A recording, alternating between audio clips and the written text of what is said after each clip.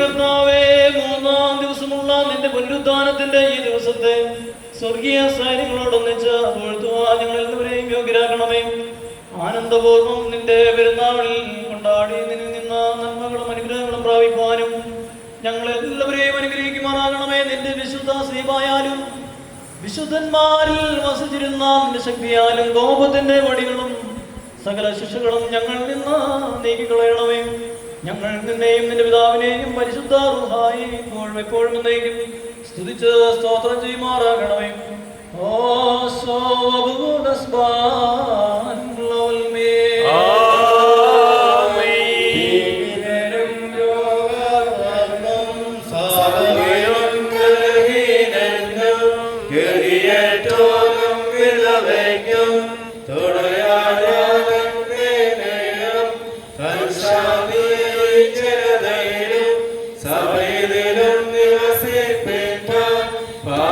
പ്രാർത്ഥനയോടതിനാൽ ഞങ്ങൾ